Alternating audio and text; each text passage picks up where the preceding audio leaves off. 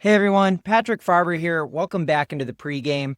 I'm going to try to get back into doing these more regularly now that the season is finally up for basketball and my baseball season's running well and I've had a chance to get everything settled. So really excited to be getting back on here with you and talking with all of you again. Now we've had some exciting new content come out on the channel over the last couple of months, and I'm also really excited about some of the things we're starting to do with Referee Magazine. One of the things we're trying to create more of are what I call one-pagers.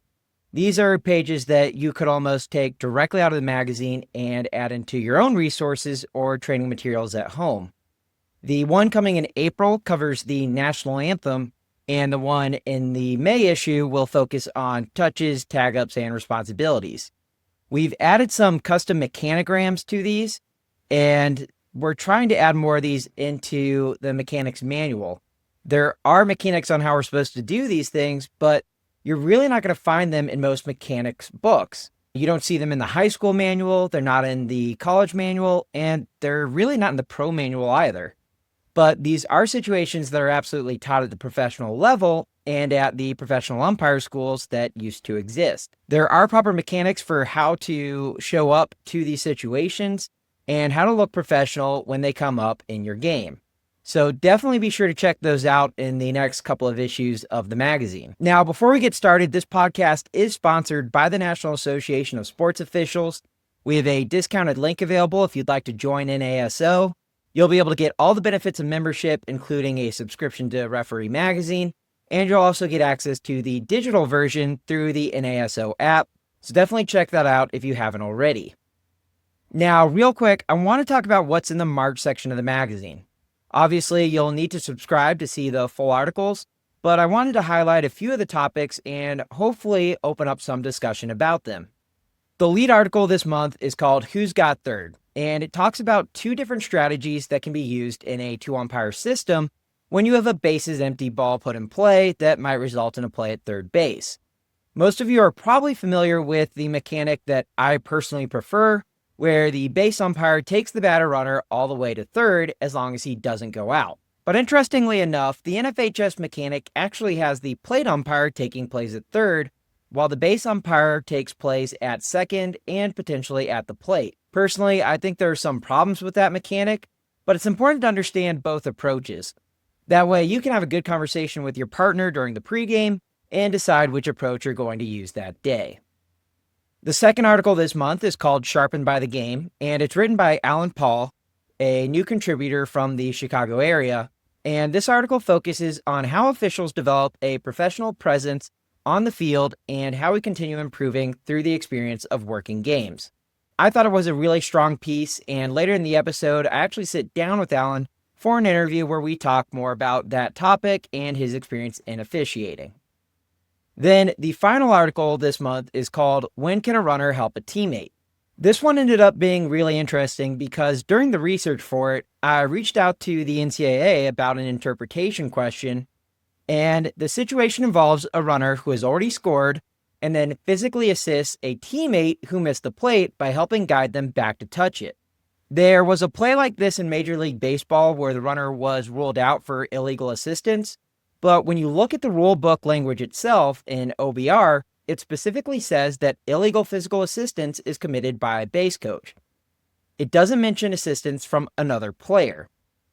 What we found is that the OBR umpire manual expands on that and says illegal assistance can actually be committed by any member of the offensive team, not just a base coach. When I discussed this with the NCAA, they agreed there was a gap in the rule book language. Before the season started, they issued an interpretation to clarify that enforcement so that it matches the professional interpretation.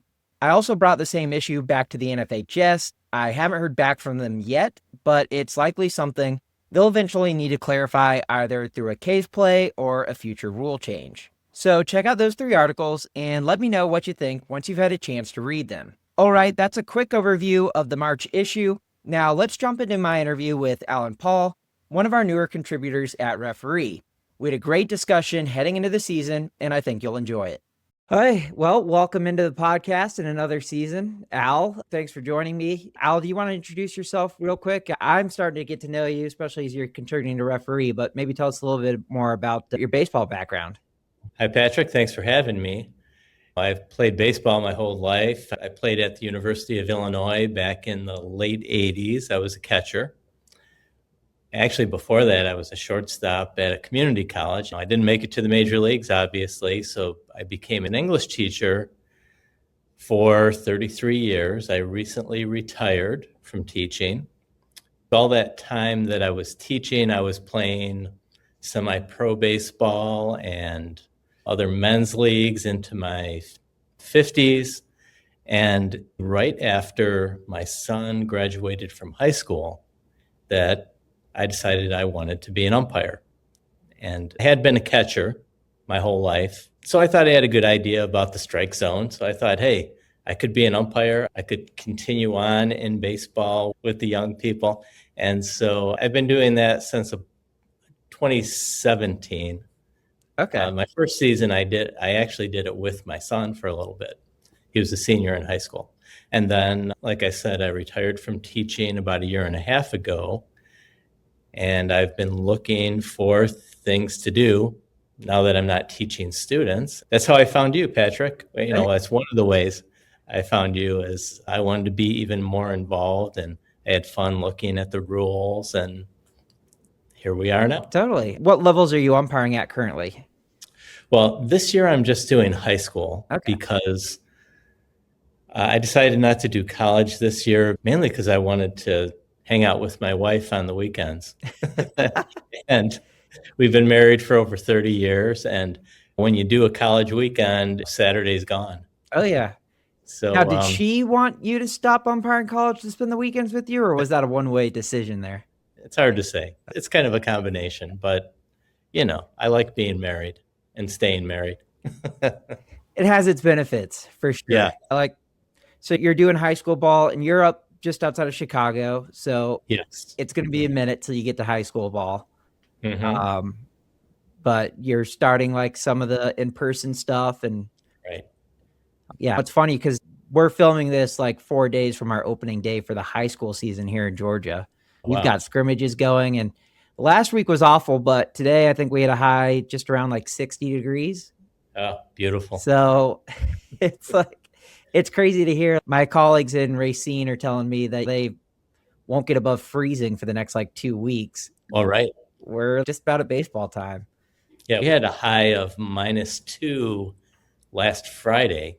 They canceled all the schools. Kids were happy. We canceled schools if there was like a hint that it's going to go below freezing. I mean, it was pretty surprising. Like they closed the schools down here by me, and I think it maybe got to like 30 degrees. Oh, yeah. Yeah, we're a little afraid of it. Yeah, I heard that. Yeah. But so you're helping me on the baseball section now with referee. We won't spoiler alert with everything that came out, but I know you've got a piece coming in March. You maybe want to talk briefly kind of about that. Oh, yeah. Well, I'd been thinking over the last couple of years, if I could ever write something about umpiring, it would be really the little things that I learned about looking like a good umpire, a polished umpire, the things that I learned from the guys I was working with. And in fact, when I first started umpiring back in 2017, I asked my assigner to put me with the most veteran and hard-nosed, tell me everything I'm doing wrong guys. And they polished me up pretty quickly. In fact, that's why I was able to go from freshman games to varsity games in one season and then playoff games almost right away. So, and it was real, I think, hopefully a creative twist on talking about it, which I think is going to be making it worth the while of reading, some of the fun of it. But, some of the things you probably have heard before if you're an umpire, but maybe you're hearing it in a different way or reading about it in a slightly different way. And sometimes that's what it takes for it to stick, is to hear it differently. Well, it's so important. And the analogy that you use, which they'll have to see when it comes out fully, definitely got our attention at the office. We Oh, had some good. fun playing with it. Mhm. It is so important to talk about kind of your presence on the field, and especially for newer umpires. And it shows from just when you walk onto the field. You can set the tone and set the bar so poorly for your crew just from the way you walk out on the field and then where you stand during the pregame conference, where you stand during the national anthem. It's funny, all those little things add up before you even get to like going to your position. Looking like a professional umpire makes you feel like one. It gives you confidence that, you sound more professional if you feel professional. And then, of course, sounding professional makes a lot of difference, whether you're at the plate meeting or just your strike call. If you sound confident, you're less likely to be questioned. Yeah, it really is just the way you wear your clothes. Does your crew look together? Does your crew wear the same type of shirt? It's funny, I'll see pictures from an international tournament that I follow, and it drives me nuts because the umpires aren't wearing matching shirts. They're like different designs. And it's just like, man, you guys would look so much better if you would just wear, maybe it's more expensive to get an umpire shirt there. I'm sure it is, but like, Right. spend the $50. Yeah. And then call each other. Yeah. Yeah. Send a text. Yeah. I thought it was a good article. And then you've got one more coming out after that. Maybe you want to talk about that one briefly. In the first article, I was thinking about other things to write about for maybe another article. I was looking for some people to talk to in a second article. And as I was talking to several umpires, they were telling me about how they see the strike zone.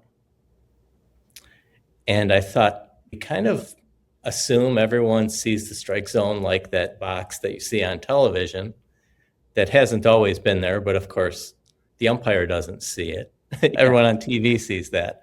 And I thought, I wonder how people individually see the strike zone. How do they see the ball?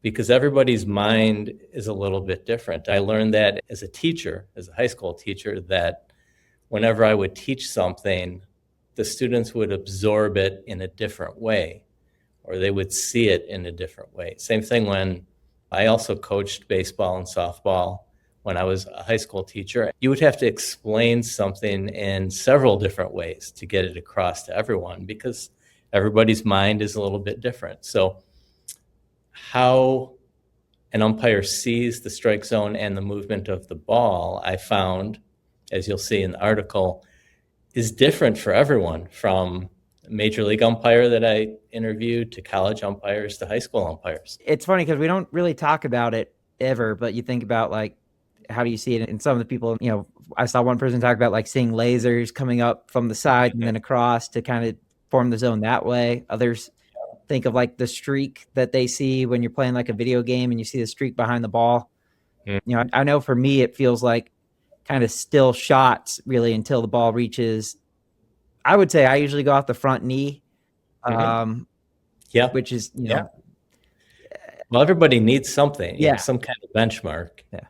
Well, and it's funny because the automated system that we're going to be using here in professional baseball, where it takes that still shot basically at the center point of the plate between the back point and the front edge of it, but that's not universal. And I know in like the Japanese league, I believe they use the front edge of the plate. I think there's another one that uses like the back of the plate. So it's interesting even there, like even the robot doesn't necessarily get a truly 3D feel of the zone. In fact, the new ABS, I've done some research on that, and it's not a 3D. They're just looking at a plane that comes straight up from that 8.5-inch mark from the front of the plate. That's it. If it hits that, there's no like curving around the plate to hit the back corner or something. That's not part of it anymore. Which will be interesting, especially on high curve balls or breaking pitches at the top of the zone, because it's not what it says in the rule book. Right. And that's before you even get into the fact that the height percentage of someone's cup of the knee might not line up the same. Apparently, we're all fairly close, but We all know people with short legs or long legs or whatnot. And Right.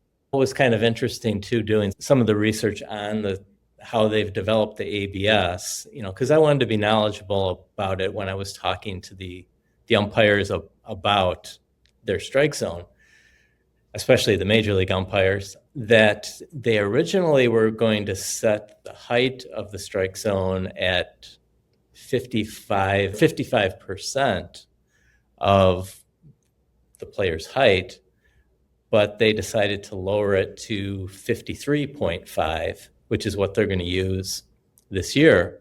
And that was just through using it in the minor leagues and during spring training. It was just some trial and error, and they said strike zone actually should be lower, or they wanted it to be lower. Player input, not just umpires and officials, but players said, no, that's too high. Drop it down an inch and a half. which I guess just shows you how hard it is to define where the top of the zone should be based off of percentage, or just what's the rule book say, from the armpits to the top of the belt. Like, it's kind of right, but we all kind of know it's not always right. And then especially as we get to lower levels of baseball, we think, okay, it probably needs to expand more. Oh, well, yeah. Yeah, I mean, if you're at the lower levels, if it's close to the plate on strike one or the first pitch, I'm calling it, at a freshman game. Oh, yeah. Especially in Chicago when it's 35 degrees, freshman game. The coach tells you he only has one pitcher. I'm going to give you some strike ones for sure. I pissed off one of the good things, I've been umpiring high school ball for quite a while now, and like the coaches know me, and they know, a good chunk of them know my background. So I've kind of built a relationship with them. But I think it was 2 years ago, I called a game.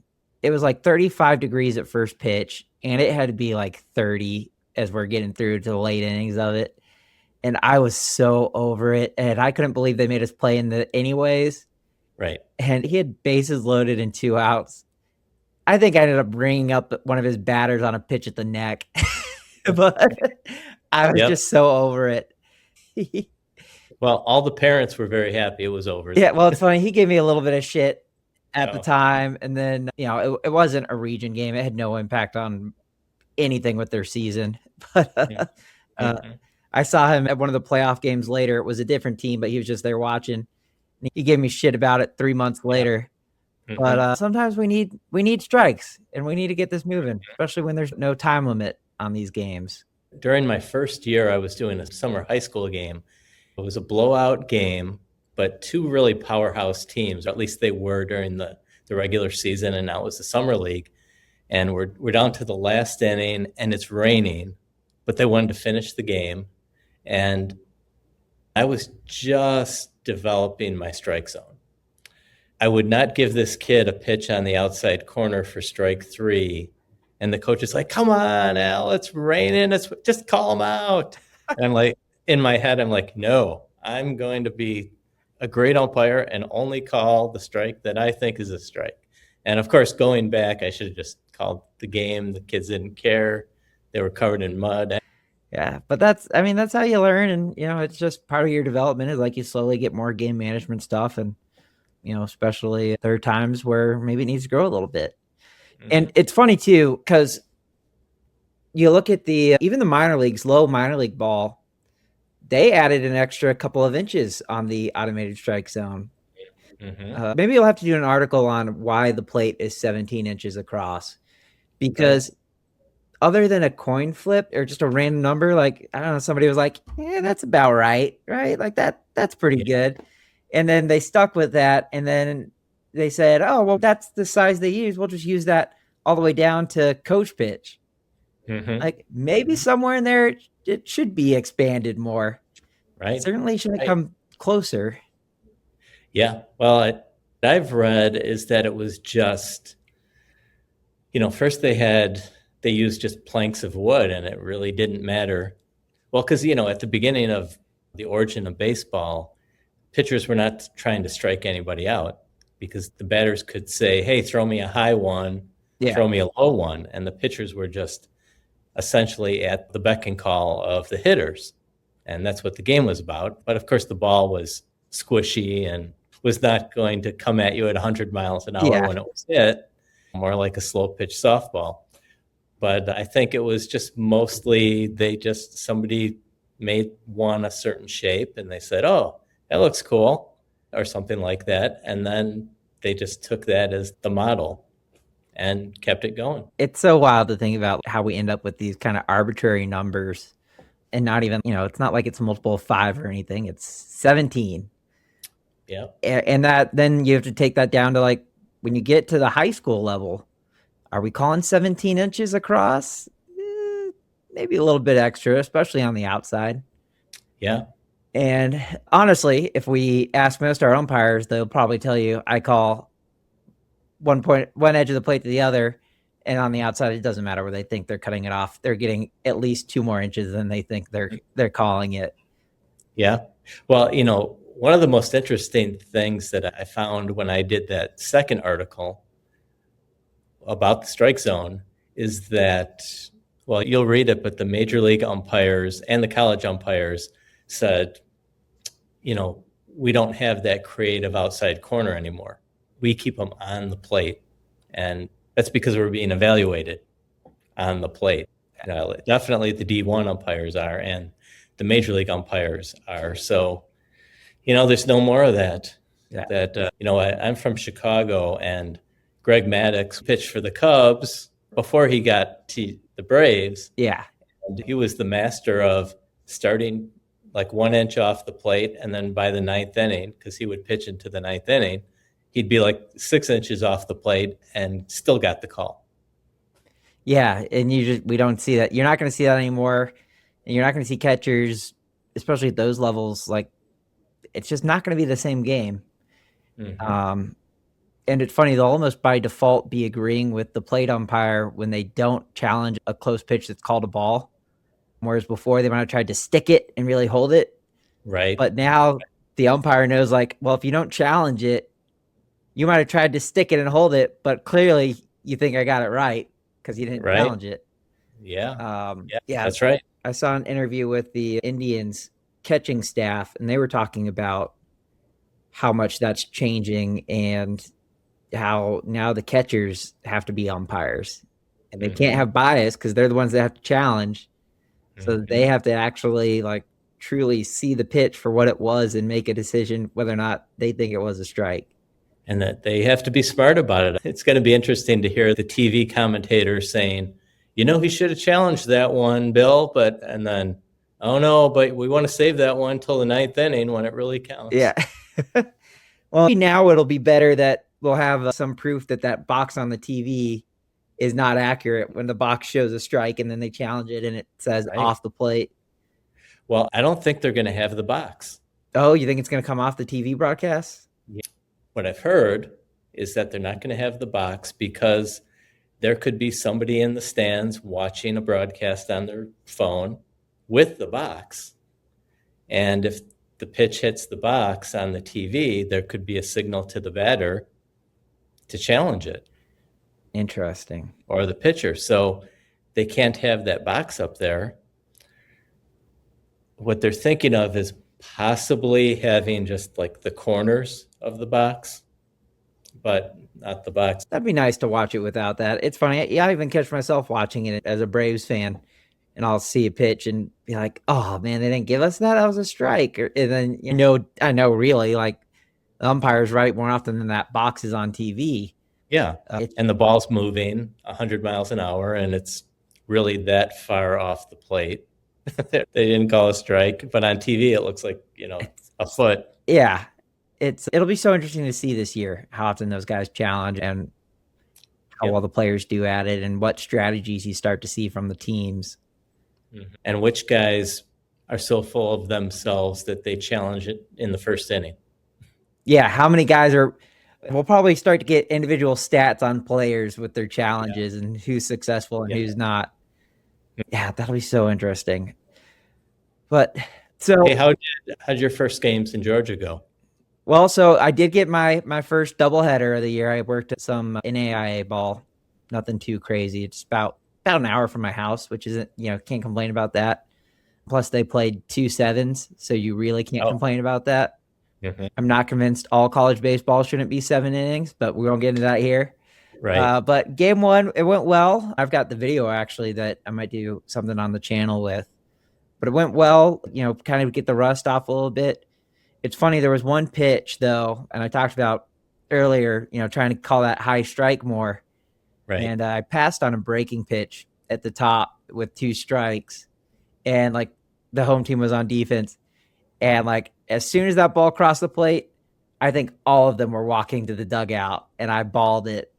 And I got a little bit, nothing crazy with the chirping, but that's because they know me there too. So you kind of lower that. Mhm. It's like, it was one of those where you just say, okay, maybe I did miss it. I don't know. Did you go back to, was it televised? It was broadcast on it was broadcast on the quality of like a high school broadcast, maybe a middle school broadcast.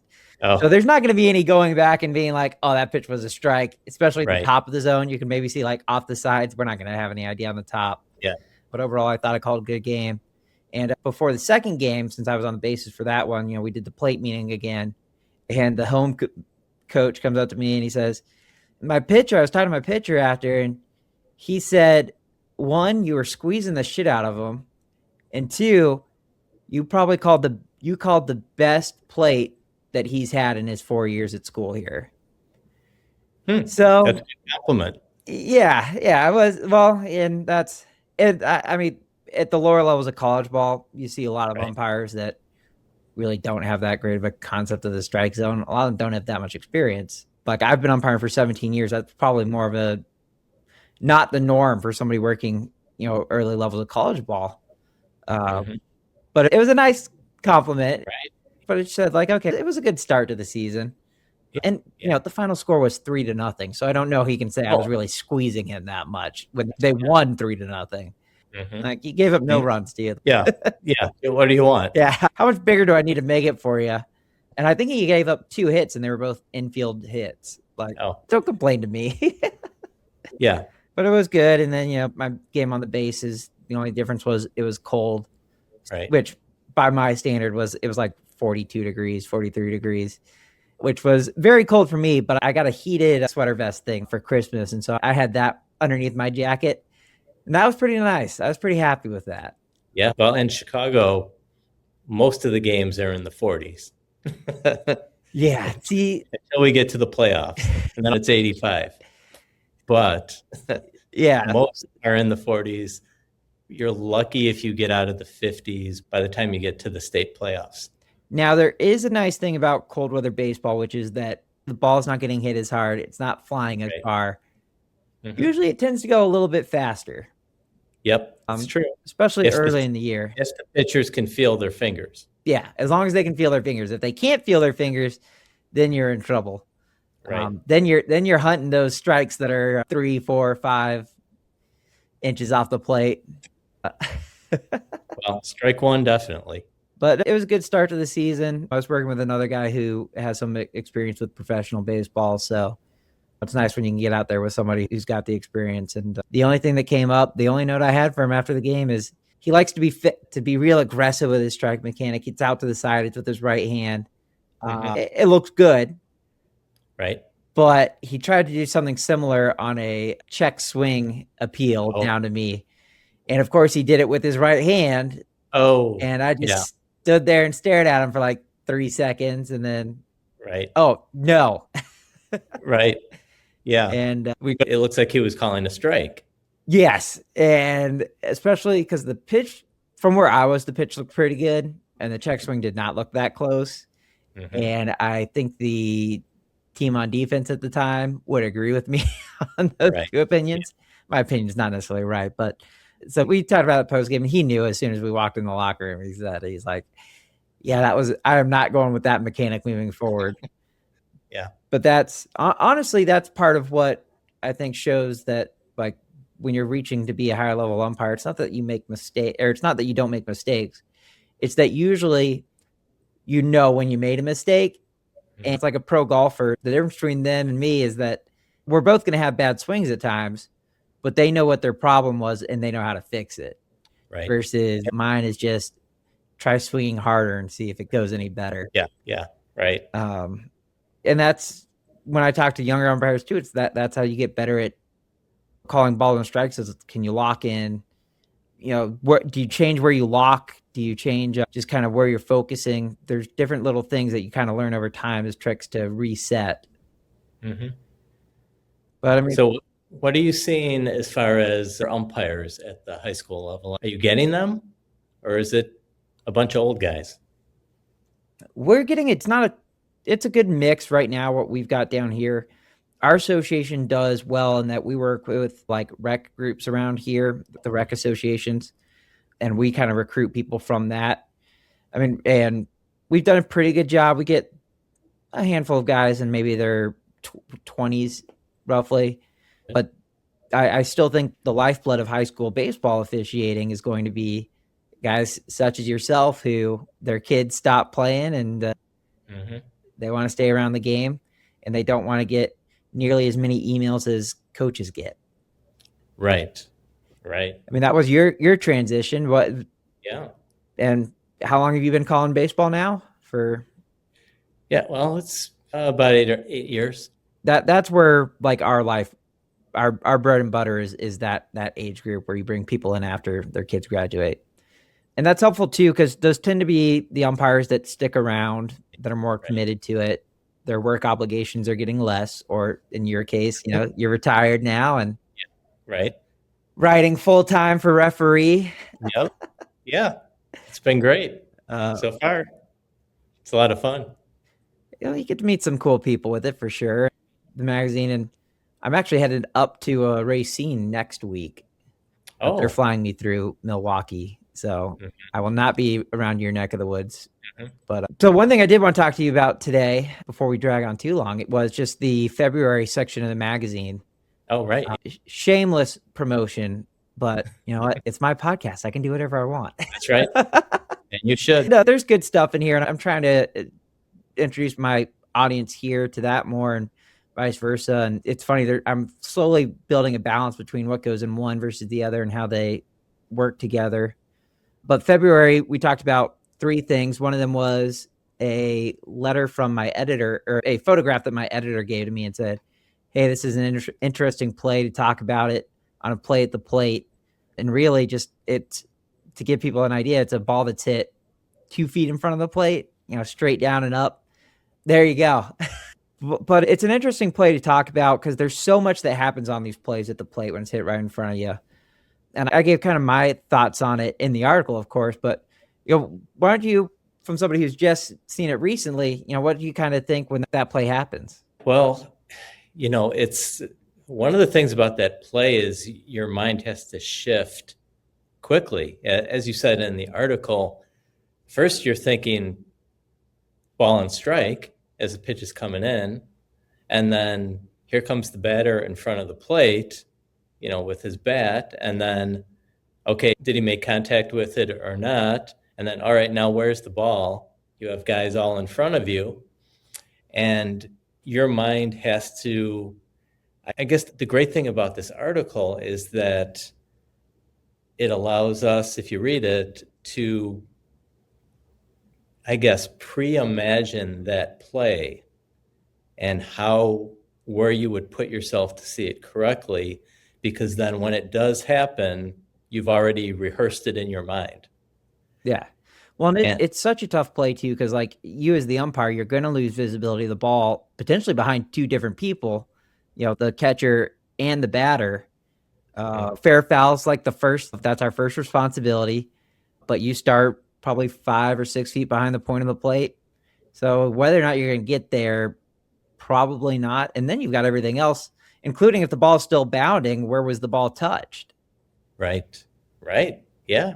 And was the batter in the batter's box or not? I mean, that's usually the thing, because the coach, if there's a play like that and it hits the batter, one coach is going to be yelling, he was out of the box, he should be out. And the other guy, no, he was in the box. And I think coaches don't even know the rule about being in the box or not in the box. Yeah. As long as your foot's in the air and has not touched the ground out of the box, you're still in the box. or even if it's partially in the box. It's Right. Yeah. and of course, when you're the umpire, I got to watch the ball, got to try to get around the edge here, and I got to see where your feet are. Right. It adds up quickly. And then they crash into each other, the catcher and the runner. Yes, and then you're stuck. Was it obstruction? Was it interference? Or was it nothing? Have you seen that famous play from the 1975 World Series? Anybody who's my age has seen the 75 World Series replay, probably 100 times. Like they used to show World Series highlights during rain delays during baseball games. Now, but you used to see the 75 World Series all the time if there was a rain delay, like for me for the Cubs games. And that play where Carlton Fisk comes out from behind home plate to get a ball that Warren Brewster, he laid down the bunt. They crash together. Then Fisk, he has the ball in his hand and he fires it down to second, throws it over Rick Burleson, the shortstop's head, and runners are moving, and it's the World Series, of course. And the home plate umpire did not call any interference or obstruction because it was just, two guys going after the ball, one guy going after the ball and one guy running, and he called it a nothing. I think there was something similar in a college game too long ago, but it's in the minor league manual. They even talk about the closer it is to home plate, the more likely it is that it's just nothing. Nothing, yeah. But it can happen so quick, and just wherever your eyes were focused at the time, you see what you see. And like on that ball, whether or not it hits your guy in the batter's box, sometimes it's easier for your base umpire to call that. Right. And even that. Now, I will say for most people, and one trick I learned on this is just do it slowly, take your time, read the batter. Mm-hmm. If the batter comes up hobbling or jumping on his foot, it very likely it hit him. And if he takes off sprinting, probably did not hit him. Right. And that was something when I was in the Northwoods League. That was their like big thing was don't call it too soon, especially from the bases. I guess they had a problem with umpires killing it on just short, 1 foot. So if you're doing two, do you want your base umpire to kill it if he sees it right away? Yes. Once you see it, kill it. That doesn't mean throw away good timing to see fielders, but definitely kill it when you can, because we don't want to. It just looks very clunky and awkward if we get together after when the coach comes out and then change it. That is a good thing, like before the game meeting, to talk about that particular play. Yeah. If you see that foul ball going off the guy's foot, because that's almost impossible to see for an umpire. Behind the plate, yeah. That hits them, or a foul ball off the foot, especially the one that bounces off the foot and then rolls right to the first baseman. Easy. It happens sometimes. Yeah. So it's good to talk about that. And then I think also in the issue you mentioned, one of the articles mentioned about the double first base and who's going to, like on a double play ball, what's the home plate umpire going to do? Is he going to concentrate on that, the forced play slide rule after the play at second, or is he going to look to see if the runner touched the correct base, if there's a double first base? And I think you have to talk about it before the game. Yeah, that is going to be an interesting one this year and then next year for sure. And yeah, that was actually towards the end of the section. And it was something I found myself even starting to second guess myself in my game on Thursday. In professional baseball, on a routine double play, the slide at second is considered to be all the base umpires. At least it was during my time in the game. There was no calling it from the plate on the front end of a double play. But at high school level and then kind of mixed in college, the mechanic has usually been if the plate umpire sees it, they can get it. But that doesn't quite, like with the double first base, it's going to be harder because the legality of a slide can mean a lot. And there's a lot of factors that go into it, especially after the ball's been thrown. You can have an illegal slide, an illegal contact. Yeah. And it's going to be tough because like the mechanic is that, at least how it's drawn in the mechanics manual, is the plate umpire exits the catcher to the left and kind of starts going up the third base line, Right. or at least the third base side of the mound. Mm-hmm. But now with the double first base, it's going to be tough to see where do you want to go to help with both, and are we going to help with the play at first at all? Right. I would say, thinking about it for the first time, I would just stick with the slide at second, because you're right. That's going to be the most impactful. You're going to get either a double play on it or no, and also some kind of a delayed interference on them. I think that's more important. And also it's a runner at second. Yeah. Right. And like hopefully the play at first is not going to result in a collision or anything that, especially the throw is coming from second. It's not like the first baseman's got a throw coming from the plate or whatnot. And now that I think about it, I didn't put this in the article, but crews will probably need to talk about that when they go from a crew of 2 to 3. Oh, right. Because like when you get to down here, we do a decent number of our regular season games at the varsity level. Certainly all the playoff games are. Right. And that's what we're talking about too, because if we have a second base umpire, their only responsibility is that slide at second. So then our plate umpire should probably just be coming up the first base line to see the double first base, because you don't have to worry about second. Right. Right. Just another one of those, what will be different when you go from 2 to 3. But no, that's a good point. And then one other story that we'll talk about before we hang it up here. So I did one on touches and tags, and this was inspired by an email I got from an umpire about working 8-year-old baseball or whatnot, and the parents yelling at him that they didn't tag the base. And the story's about whether or not when a fielder touches the base with the ball for a force out, touching it with his bare hand or the hand that has the glove and the ball in it, and does that matter? What do you think of that story going through it? Well, yeah, because I actually had a coach that didn't know that rule in a regional playoff game last year, where there was a ground ball up the middle, shortstop dived for the ball, and then he reached out with his bare hand and touched second. And the coach came running out, because then the batter or the runner slid in, got to the base, and he comes running out. No, he's got to touch it with his glove with the ball. And I actually used the same way of explaining it that the article does that you wrote, that, when the first baseman catches the ball on a throw, he's just tagging it with his foot. He's not tagging it with his glove. Yeah. He's touching it with his foot. I mean, that's the official touching, right? Yeah. So, or at least the high school rule, you're touching, not tagging. But yeah, so that's a perfect explanation too, or comparison, I think. Yeah, and it's kind of nice because they are defined differently in the high school rules, a touch versus a tag, and when they apply. Yep. And that goes back to, for so many people, why definitions are important, and why really getting into Rule 2 of the high school rules, you start to learn these definitions. The more you're familiar with them and know how to use them, makes arguments like that a lot easier. Yep, that's right. That's right. But so before we go, so we got 2 articles on the way that are in the production schedule, March and April. And then May, you were looking at doing a story on one of the umpires you've spoken to once. Yes.